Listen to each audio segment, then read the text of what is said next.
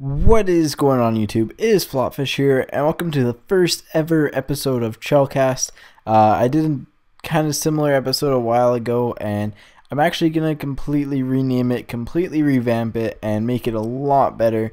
And so pretty much what it is it's a game of NHL, and I talk about hockey over it, and it's a weekly thing, and talk about weekly issues and stuff, and weekly events and happenings around the league. And you know, it's gonna be pretty cool. It's gonna happen in two parts during the week. One is going to be coming up this Tuesday, I believe, if everything works out. So be very excited for that one, because that one's gonna be a lot more fun than this one. This one's just gonna be more of like a new style. But anyways, quick little spiel about the gameplay. As always, this is some offline gameplay that I wasn't really paying attention to when playing. Because the servers, I either couldn't connect because my internet connection sucked, because I was too far away from the person I was trying to play, or the EA servers just weren't up to speed.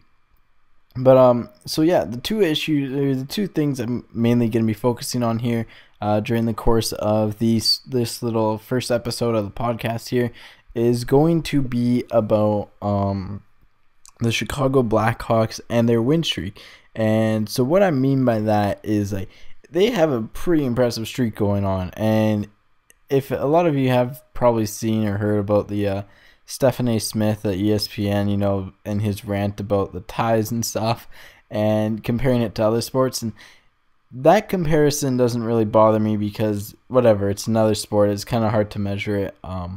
But the main comparison that I kind of get tired of, or the main perception and thought and belief of people, is just that the fact that if they were playing the East, they wouldn't have this undefeated streak. And while, you know, it is possible, I'm not gonna deny that it's a possible outcome that they wouldn't have it.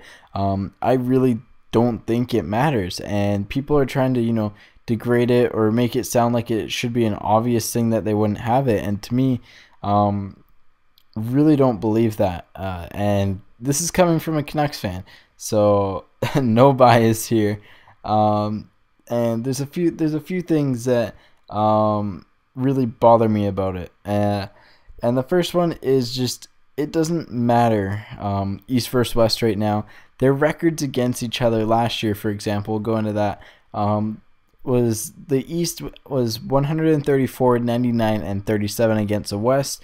The West was 136, 93, and 41 against the East. So they're on par. The West is a tiny bit better, but, you know, that's like, what, 2 wins, 6 less losses, 4 more overtime losses. You know, not a huge difference. And that speaks about the parity in the league, and that's something that few leagues really have nowadays. It's just this mass amount of parity that the NHL has. And it's kind of cool to, you know, see it, the fact that it's pretty balanced. You know, like the Canucks lost to Columbus today, and, you know, I'm shocked at the amount of people that were finding excuses for the loss. I'll get into this later, but there's a huge amount of parity in the league, and it really doesn't matter what team you face. In fact, Columbus has had 3 1-goal games against Chicago, and they've lost them all, but they've all been 1-goal losses. You know, I think that speaks a fair amount about excuse me. I think that speaks a fair amount about, like, the skill and talent, you know, Chicago has, and even Columbus. You know, Columbus is a pretty good team now, and I think a lot of people are gonna overlook them and make fun of them based on past years. But anyways, back on the topic here before I get off topic. It's one of the hardest things to do is say, for example, Team A would be undefeated if they played in conference of this, in their opposite conference. And the reason why I say that, like I said, there's a mass amount of parity in the league. And, you know, a team in the East, a couple of the main arguments brought up are, for example, the East plays a different style than the West. And to answer that one, the West plays a different style than the East. The teams out East would have to adapt to Chicago style, but Chicago doesn't play a pure Western style. They play more of a hybrid style. They can play. It seems like they can play kind of both styles, and they seem almost like the most Eastern Conference team to me in the West. They've got lots of skill. They've got some grit, and then they've got like really fast skaters. They can beat you in so many ways, and that's why they're winning games. Is because they can beat you by outskating you. They can beat you by having better goaltending than you. They can beat you by shutting you down. It's just they're such a dynamic team this year. There's really nothing to really say that it'd be any different if they were playing in the East. And no matter how you spin it, no matter how the argument gets spun, it's going to be wrong to 50% of the people and right to 50% of the people most of the time. And a lot of people need to realize that it really doesn't matter who they play against, because they're just as likely to lose a game to Vancouver in the West as they are to Pittsburgh in the East. Another argument I hear a lot is if they will be playing teams that they don't know kind of their tendencies and stuff, and to say that to argue that it would also be harder. The other teams don't know their tendencies either, and B, I'd almost argue that it's harder, to keep on beating teams that know what you're gonna do on a night in and night out basis. And Chicago's kept on being able to do that, and that to me that's pretty dang impressive. That's kind of one of the things. So I really think that the streak, even if they were playing in the East, would no problem, it would still be intact. And I think that's one of the things a lot of people need to kind of realize with the streak, is that we need to accept it for what it is. It's absolutely amazing and phenomenal they've been able to do it. And 24 games, it's half the season. I mean, they're pretty much going to get themselves a playoff spots in a week if they keep this up. Now that's pretty crazy to think about. I don't think we've ever seen a display like this in especially at the start of the year in a long time. Well, it has been a long time, but it's fairly impressive, and I'm pretty behind them winning until they face the Canucks, that is. But yeah. So anyways, second topic, kind of to get off the Chicago victory, is since it's the halfway mark of the year, I guess it's time for the halfway awards. And so pretty much there's the typical NHL awards. There's the Hart, which is most valuable player, and my Hart trophy right now is going to Patrick Kane. He may not lead the league in points or goals, but his play has stepped up this year. He is scoring every single clutch goal or being involved in any clutch play Chicago needs, and to me that's pretty dang impressive. He's doing stuff that people kind of got mad at him before. I haven't seen him play a bad game yet. There's been moments where you're wondering what he's doing, but it seems like he's always there to score that big goal or get that big assist or that big shift that Chicago needs. And right now he's definitely my MVP of the year so far. And also, since he's the MVP of the year for me, he also gets the Lindsay Award, which is MVP as voted on by players, because I honestly think he is. And Norris Trophy. Now, this one's a bit of an interesting one with Carlson out. A lot of people will argue different things with this one. To me, it goes to one defenseman and one defenseman only, who's really a step above the rest, and that is Oliver Ekman-Larsson out of Phoenix. Now, before you say anything, he's high in points, which, yes, I know he's not first, he's not top in the league, but he's up there. He's high in plus minus. He's also high in plus minutes. He's playing the key parts of the game. He's playing 25 minutes a game and doing a dang good job at it too. He's plus, I think, 11 or 12, and playing that amount of minutes, being that high of a plus minus while chipping in as many points as he has, is pretty dang impressive, if I do say so myself. So Ekman-Larsson gets my nod as my Norris halfway through the year. Now, Vezina's a bit of a tough one. I would have given it under normal circumstances. I would have given it to Anderson. However, since he's been injured, I'd still give it to him even though he's injured. But if I can't give it to an injured player, I am giving it to Antti Niemi. And the reason why that is that he's been absolutely solid for San Jose this year, and he's kind of a story that not many people are talking about. But he's generally saving a ton of shots and every game, and I think he's got like one of the best save percentages and one of the most shots against in the league, or some sort of combination like that. And it's kind of like seeing him play. There's no doubt he was the reason why the Sharks won the game against the Canucks, hands down. He played phenomenal. Now on to the Calder, which has gone like in 10 different directions. There's 4 front runners to me for this right now. Jonathan Huberdeau out of Florida, who's doing good, scoring when they need it, and they need kind of his help back there. Brendan Gallagher out of Montreal.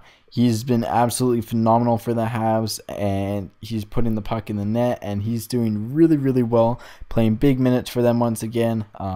There's Justin Schultz out of Edmonton, who is doing a pretty good job as a rookie. And then there's Dougie Hamilton out of Boston, which is kind of the 4th one I'd consider, but there's still verdicts are out on that one.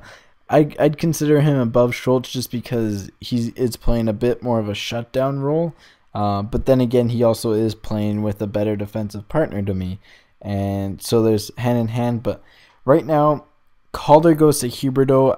I would be shocked by the end of the year if it becomes a 2-horse race between Huberdeau and Gallagher, and I think Gallagher could possibly edge him out by the end of the year.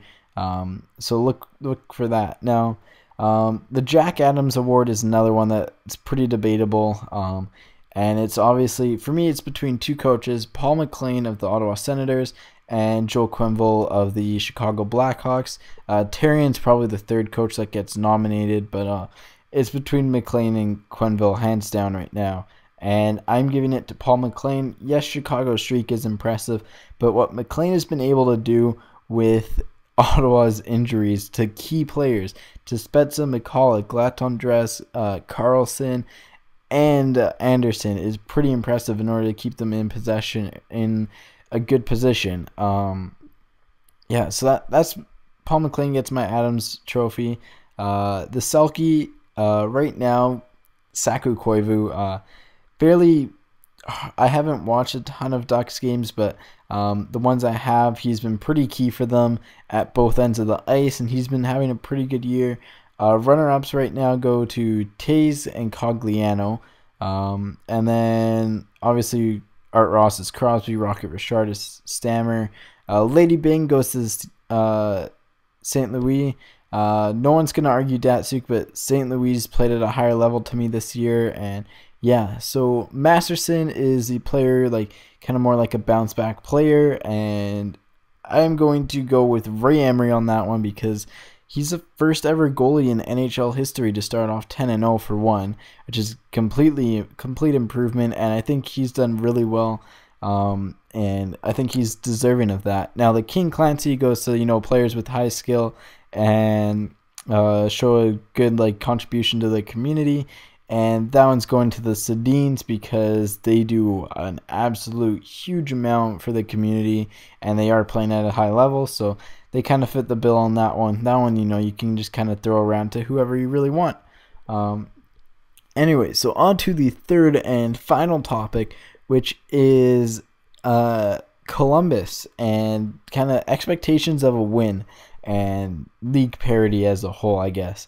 Now, I was actually pretty disappointed in a lot of Canucks fans I was hearing from saying, "Oh, we lost to Columbus. That's a guaranteed win." Before the game, they're just like, "If we lose to Columbus, I'm gonna do such and such a thing. I'm gonna cry. I'm gonna lose all faith in the team." And then not only that, once we lost, is the amount of excuses the fans were making, saying the team didn't show up, even though they played a pretty dang good game. They started saying that, the team didn't show up, and that to me was just like, what? The team showed up. They played a pretty good game. I don't know what game you were watching. And that's just kind of where I was. I'm left dumbfounded by the stuff like that. It's just, it makes no sense to me why people say that. Obviously, a team's gonna show up unless it's something super obvious. Odds are the team's gonna show up. And that's kind of, like I said, that's kind of where I stand on this. Your team, if you say your team doesn't show up, you're covering the fact that A, they either got outplayed, or B, they just didn't finish, which was a Canucks night. The Canucks could not finish if their life depended on it. They had tons of chances. David Booth and Cassian, absolutely dynamic on a line. Hansen had a shorthanded breakaway. They had so many chances. They just couldn't finish today, and that's really what it came down to. So that's pretty much it for this week. Like I said, Tuesday episodes are going to be something pretty special. And as you can see, I scored a goal of Hosa's that is similar to the Taves one last night. And a quick little comment on that one is that McGinn really needed to hold his stick there, because he didn't at all. It was a very weak slash that knocked it out. So I think the refs made the right call there. And anyways, so that's episode number 1 of ChelCast. Hopefully you guys enjoyed it. Thank you for listening all this time. Now, if you have any, ideas, or topics for next week, leave them in the comments below. Make sure you follow me on Twitter, because I do talk about the NHL a lot on there. And yeah, so that's about it, guys. As always, if you're new to the channel and like the content, feel free to subscribe. If you like this video, feel free to leave a like. And anyways, guys, once again, take it easy. Thanks for listening, and peace out.